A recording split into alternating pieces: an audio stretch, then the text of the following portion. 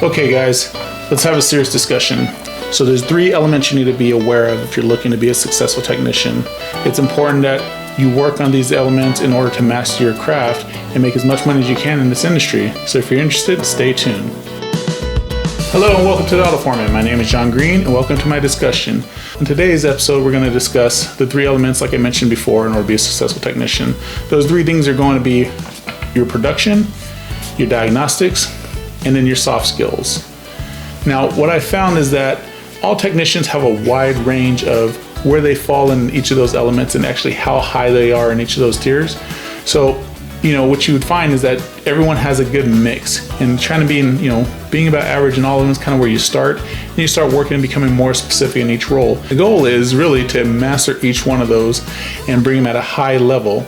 Now, you're never going to find a technician, at least I haven't, a technician that's 100% master in all 3 categories, but I've definitely seen some guys that are very high in all 3 categories, but there's always something to work on. If I was back on the line today, I would definitely have to work on some of those skills. Now, what you don't want to do is you don't want to be one person that's actually just high in only one category and very deficient in the other 2. So it is important that you listen to your reviews from your mentors, from your team leaders, from your foremen, from your service managers, service directors. When they give you that feedback, ask for that feedback so you can understand exactly where your deficiency is, and that way you can work on those. Usually what you run into when there's the guys that are high in one category and deficient in other ones is that they don't seem to make as much money as easily as some of the other guys in the shop can. So what I'm talking about, let's use production for example. So a guy that's very high in production, what you find is that he can crank a lot of hours out. He's a monster at putting up hours, flagging, he's hitting all the bonuses and stuff like that. And you always look at his bay and you think that, oh, this man's just got gravy work all the time. Now, that sounds good, that sounds like what we're in it for, but when you're really low at diagnostics and you're really low at soft skills, you do a little bit of research, and what you find is that most of those guys just don't have time to work on their diagnostics. They don't see the value. It's only something that slows them down. As a result, you get a high number of repeat visits with those individuals. Now, when it comes to the soft skills that they're lacking at, you find that they're hard to get along with, and a lot of guys just don't like working with those individuals because they're usually very aggressive. They're trying to get people on and off the alignment rack as soon as possible. They have no time for parts and the mistake that someone else makes, and so as a result, these guys are a lot more difficult usually to work with. When it comes to guys that are very high in your diagnostic skills, what you find is that those individuals are really good at obviously diagnosing vehicles and fix it right the first time, but they usually start to get a superiority complex.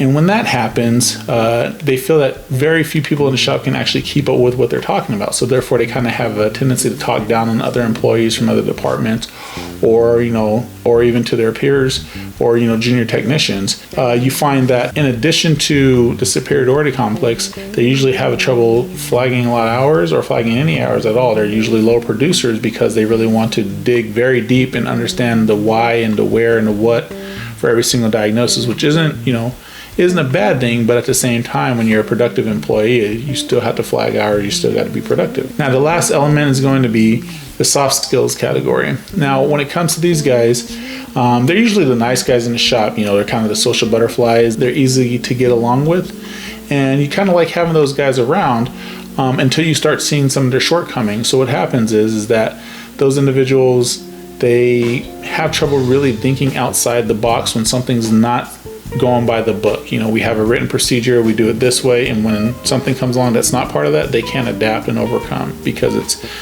not in the process, it wasn't written out. Additionally, those guys usually aren't aggressive enough in order to be interested in flagging a bunch of hours. So they just kind of, I didn't hit it this time, so we'll just we'll see what happens the next go around. And then when it comes to diagnostics, again, if they don't have a clear-cut diagnostic flow chart of how to get to the issue, they're usually asking the team leader or the technician next to them or the foreman, hey, I need help with this, can you help me figure this out? So you need to work on these categories if you really want to be a successful technician, and make sure you're not deficient in either one of them, but definitely not 2 out of 3 or all 3. It just might not be the right career choice for you.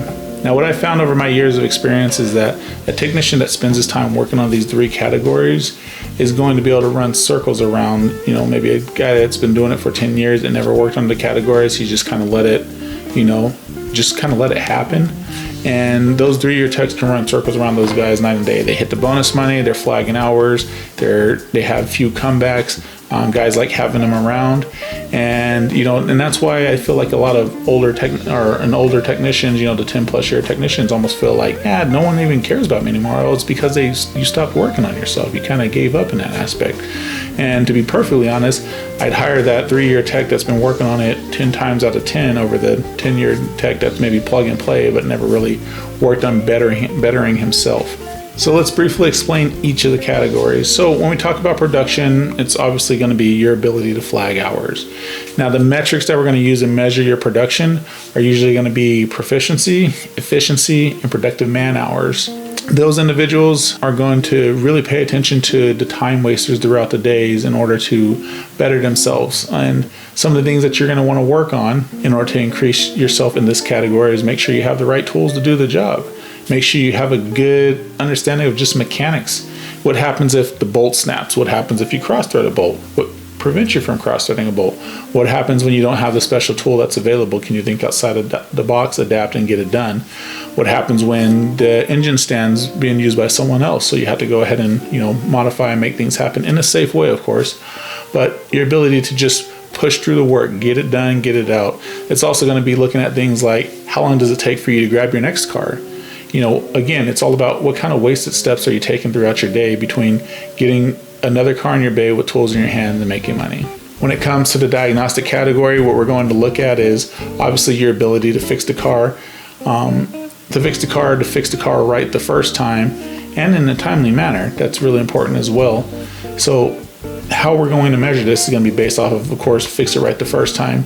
And your foreman is usually going to have some kind of repeat visit log, comeback log that he can track and kind of help keep up with and say, over the past 6 months, you've had 4 comebacks, right? And let's talk about them. 3 out of 4 of them was because you forgot to maybe reset a service indicator.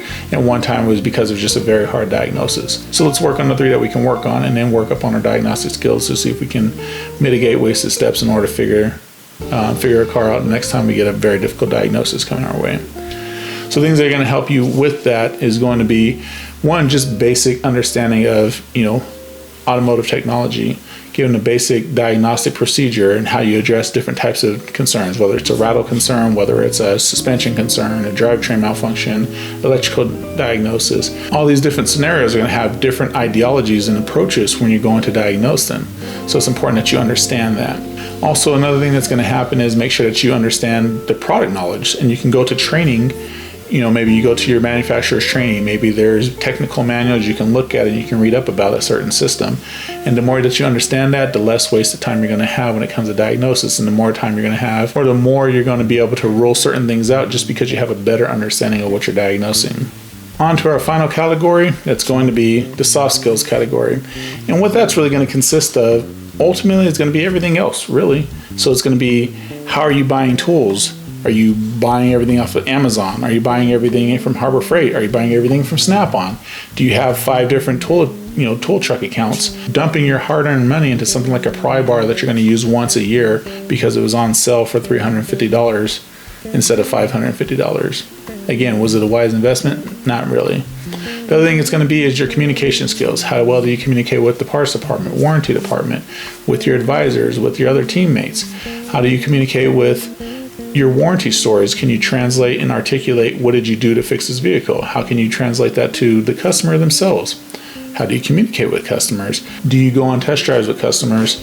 If you do you engage with them? Do you not pre-diagnose while on the test drive? Things like that. It's going to come down to things like, how organized are you? How organized is your bay? How clean is your bay? How clean are you? Do you wear a backwards hat and an untucked shirt, or you have everything nice and professional? If you get oil on your shirt, do you have a spare shirt in your locker you can grab real quick to throw it on so that you're looking professional? Are you using gloves? Are you not using gloves? Do you wash your hands after you're done doing the work?